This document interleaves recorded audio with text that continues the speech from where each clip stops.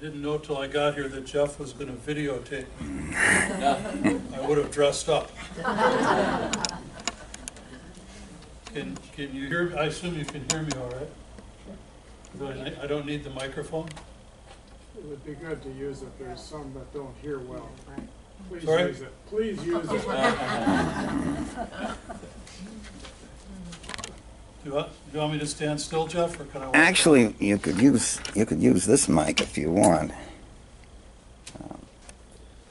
Make trouble here. You know how to turn this on? Probably says on and off somewhere. Switch on there. Yeah. It's on the end with the cord.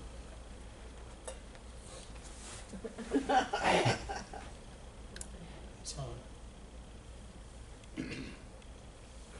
Talk among yourselves. All right. If I move around, can you follow me with the camera? Absolutely. Okay. Does that work? I don't think it's on. I think it's on. Otherwise, You seem to know what you're Showing doing. pull it close up to your mouth so it catches you. No, it shouldn't. Actually, Or get a dead Yeah. battery. Otherwise, it doesn't pick up his voice. Something. Yes, I hear it. Oh, do you? I hear it. Doesn't help you at all, but I hear it. all right. Okay, I'll try not to move too much, Jeff. Good morning. Good morning. How much time do I have? As much as you need. As much as you need. 20 minutes? 20 minutes, 25 20. minutes. Okay, we'll stop near the top of the hour.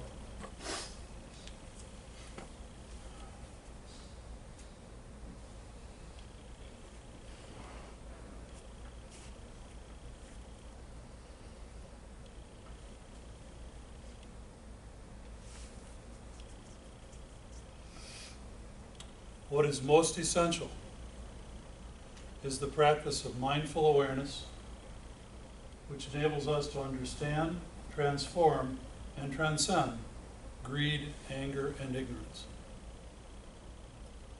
What is most essential is the practice of mindful awareness, which enables us to understand, transcend, and transform greed, anger, and ignorance.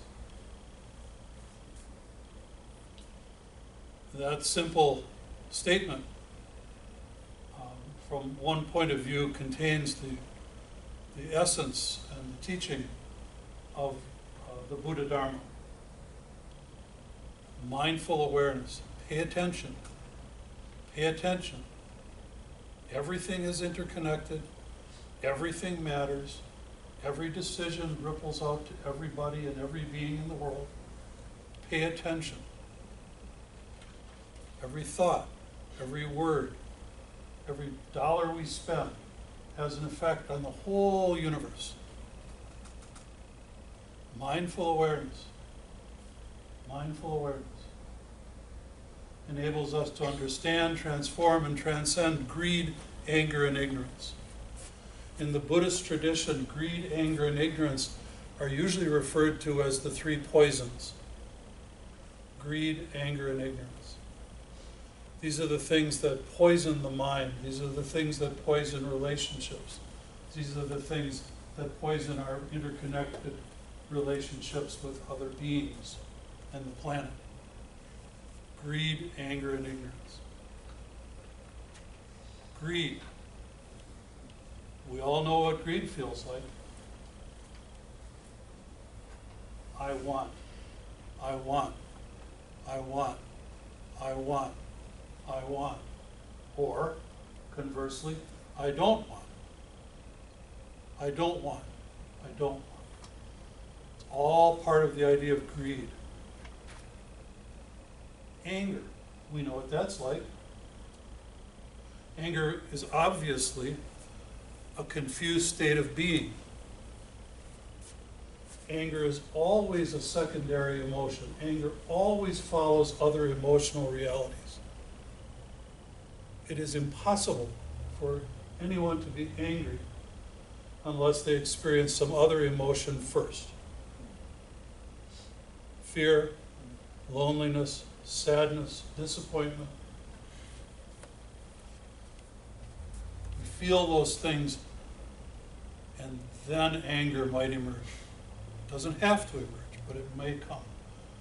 To understand anger is tremendously liberating, because we see that anger is a secondary emotion. Does that make sense? These are rhetorical questions. You just have to nod. What is most essential is the practice of mindful awareness, which enables us to understand, transform, and transcend greed, anger, and ignorance. Ignorance, in this context, does not mean uneducated, illiterate. Ignorance in this context means the lack of awareness of our true nature. The lack of awareness of our true nature. We confuse ourselves with our ego mind. I am this person, and I am from here, and I do this, and I do this, and I do this. All true, but there is a deeper nature, a deeper reality, which in the tradition is known as Buddha nature. Buddha nature is peaceful. Buddha nature is unflappable. Greed, anger, and ignorance.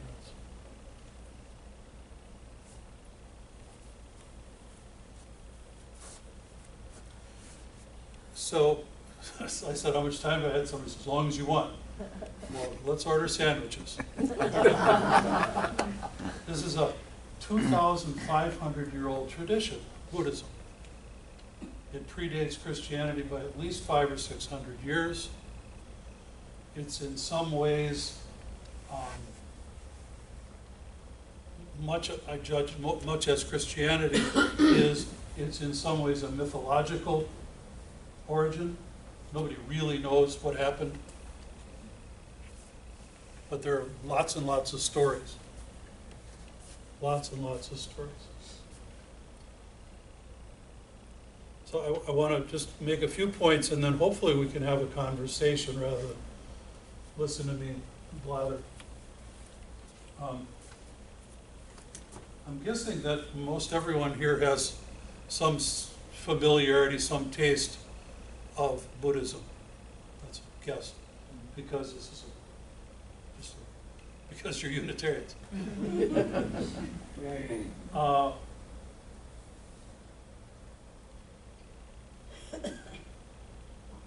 I think it's helpful to see the Buddhist tradition, that's the phrase I like to use, very much like the Christian tradition.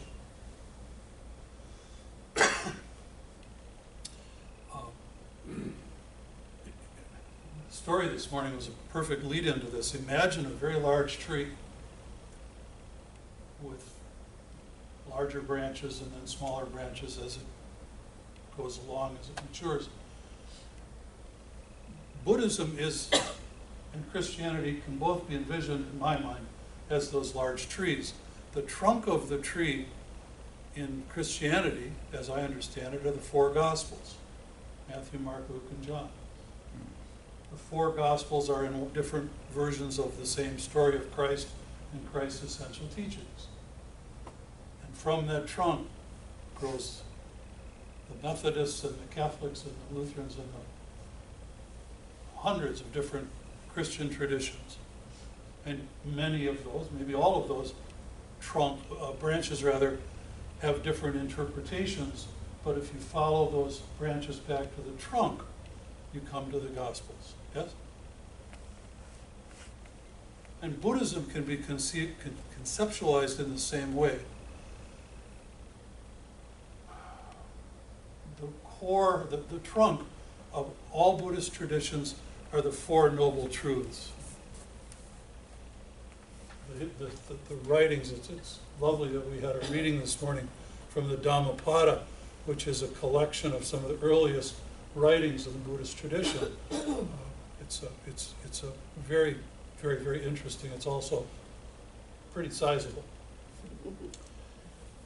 The Four Noble Truths are according to tradition, part of the presentation that the historic Buddha, Shakyamuni, gave to some of his first disciples, who in fact, according to tradition, were his earliest teachers, who he walked away from, because he felt they didn't get it. So when he woke up, became the Buddha, he found these men and gave them the first turning of the wheel. The first turning of the wheel includes the Four Noble Truths. That's the trunk of the Buddhist tree. And all the branches that come off the tree, the Mahayana and the Hinayana and the Tibetan and the Chan and the Zen and the dozens of other sub-branches, all trace back to the Four Noble Truths.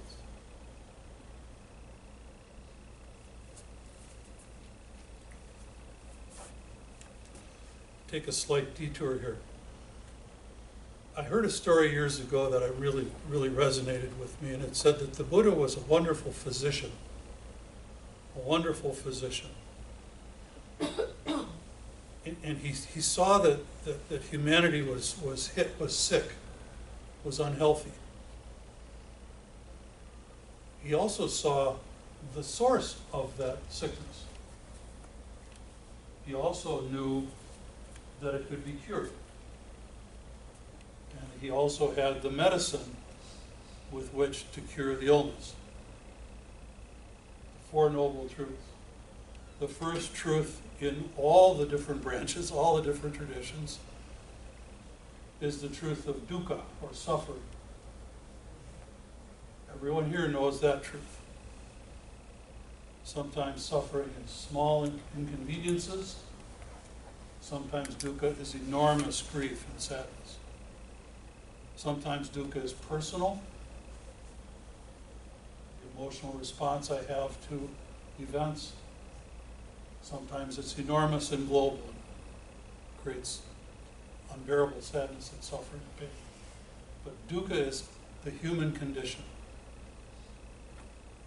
Usually dukkha is translated as suffering. That's an incorrect interpretation. It's more correct to say that dukkha means insufficiency or inadequacy. The first noble truth is to be human, is to experience insufficiency. The second noble truth is the cause of the illness, and the cause is wanting, attachment. I want, I want, I want, I want, I don't want, I don't want. This is what creates internal suffering. This is what causes psychological distress. This is what causes conflict between people or nations. Attachment, grasping, or aversion, it's all the same thing. So if there's an illness, we know what causes it. The good news is that we've got the medicine. We can cure this. And the medicine is usually described as the Eightfold Path, which I can get into if we want to. But the Eightfold Path is basically a set of invitations, of prescriptions for how to live our life in a more mindful, conscious, aware way. The Eightfold Path. So we know if there's an illness, we know what causes it, it can be healed, and here's the medicine. I talk about the tree because I think I hope that that's a helpful way to see that there is Buddhism in many different forms, but it's all based on those four things, those Four Noble Truths. Does that make sense? Rhetorical. Not.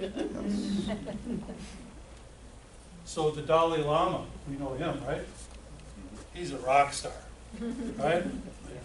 He's just a remarkable man. Associates with all sorts of people in the West. Has written who knows how many books. He really is a rock star. He's the Elvis of Buddhism, right? The first big star in our times. And he himself has said, and he comes from a Tibetan tradition, which is very, very different than my tradition, which is Japanese Rinzai Zen. He comes from a Tibetan tradition, and he has said publicly and written publicly that we have to, we meaning Tibetan Buddhists have to be ruthlessly honest and look at their beliefs and their traditions and rituals and let go of that which isn't true anymore. That's pretty courageous, isn't it? That's pretty courageous. No wonder people love it, except some of the traditionalists. That's also emblematic of the Buddhist model. What in the Buddhist model I find so attractive. According to the legends, when Shakyamuni, the historic Buddha, was dying, his senior students gathered around him and they were keening and flagellating and wailing, what are we going to do, what are we going to do? And he said, have I taught you nothing? Figure it out for yourself. That's wonderful. We all represent different experiences. We all carry different paths. We all have different expectations. To be emotionally free, spiritually, psychologically free and at peace is our personal responsibility. No one else can do that for me. I can get help, I can find ideas and teachers and relationships and so forth, but it's up to me to free myself from greed, anger, and ignorance. The things that hold me, from being happy. The last point I'll make. I think there's a misunderstanding among some people when we talk about the Buddhist tradition, talk about enlightenment or becoming free, that we have, all our problems are dissolved, that we have no more concerns, it's all rainbows and ponies.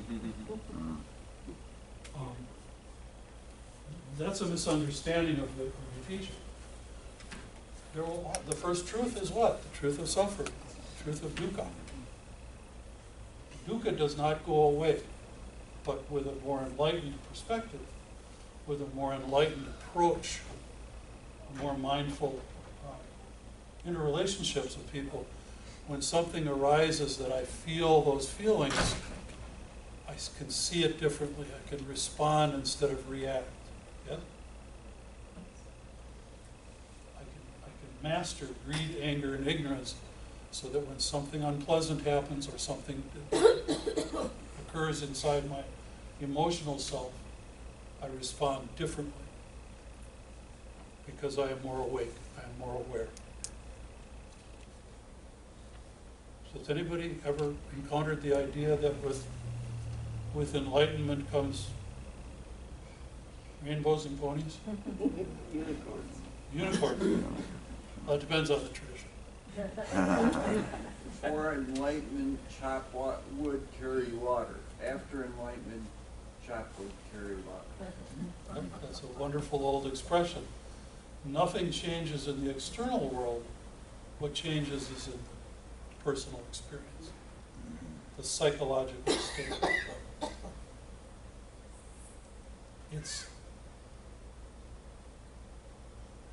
This is not an overstatement. It's impossible for me to become aggressive. It's just impossible. I feel anger. I know what that feels like. But I understand the anger when it arises, as do you. Whether it's at your kids or your government or your employer or your wife or spouse, you understand what's going on. But under no circumstances do we become aggressive. And anger and aggression are different things. Yeah? Anger is a part of being human. But aggression is not. Does not have to be. There, I've left us about 2 minutes to have conversation. Boy, that went fast. I hope that I'm making sense here. Am I making sense? Any comments? What's your personal experience with the Buddhist tradition? Could you quickly mention the other two noble truths? Well, the first noble truth is the truth of suffering, badly named. The second truth is the cause of that suffering. The third noble truth is that there is a way out of suffering. And the fourth noble truth is the Eightfold Path, which I could list if you want to know. It feels different if you read the Eightfold Path in the old text. It reads a lot different. I think it feels different than in 21st century America. But the path is fairly clear. It's about how we earn our living, how we treat other people, about meditative practice, and those sorts of things. And, if I may, from my perspective as a Zen guy, the beginning, the middle, and the end of this idea of waking up, this idea of practice, is meditation. The beginning, the middle, and the end is to sit down quietly, regularly, and watch your breath. And as I like to tell the newcomers, enjoy the show. I have always thought that one of the main differences between generally the Eastern religions and the Western religions was the role of belief, and the idea that you have to buy into some kind of text, if you will.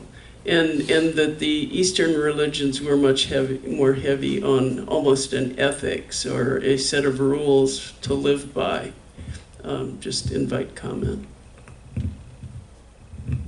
I think generally I would agree with that. All traditions have different forms and rituals and chants and songs and clothes. So if you're involved in a Hindu tradition or a Sufi tradition or a Buddhist tradition, in my costume for the day, there's kind of always some of that. And my view, my experience is that Buddhism, particularly Zen, has as little of that kind of thing as possible, of belief as possible. Does that make sense? Now that you brought it up, can you give us a description of what you're wearing and what the symbolism is, or? Sure. I knew that's why I wore it. Well, you can kind of tell this looks quilted. This is called a raksu. It's worn in lieu of a robe for circumstances like this. And it's, I'm told that these came about, or that the early monks wore robes made of rags because they were not allowed to own anything. So they'd jump pick and somehow sew together robes from different colors and types of cloth. Well, we don't do that anymore. Instead, we make raksus. And the fact that they're different shapes and different patterns is just, that's a homage to the early years of. I was going to wear my robes, but I thought that people on the street might wonder what was going on. Does it have pockets? Does this have a pocket? Oh, it's just one. Would you describe or tell us a little bit about your community? Are you from Green Bay or Madison or? Yeah, I lead a Zen group in Green Bay. It's been around for almost 30 years.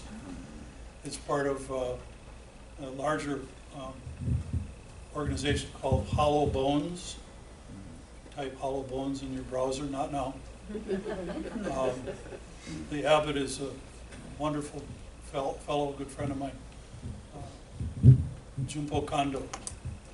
And we have groups all over the U.S. and some now in Europe, all through the Hollow Bones lineage, which is rooted in Rinzai Zen. Our root monastery, if you call it that, is in the Catskill Mountains in New York called Daibozatsu. Magnificent place. I think I have my answer to my own question, but I'm still working on it. What is your Zen Buddhist answer to this question? What is the point of making beautiful colors in the sand?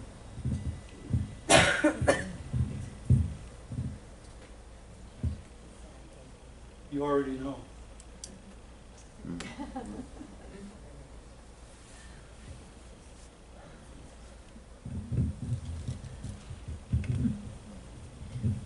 Does your tradition use the kind of the puzzling question? Is it a koan? Is that what that's Like that called? one? Exactly.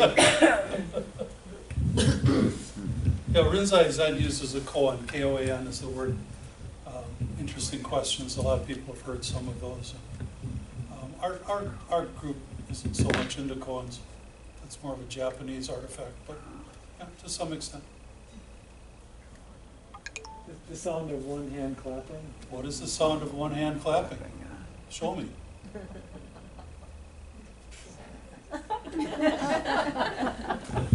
Show me your face before your mother was born.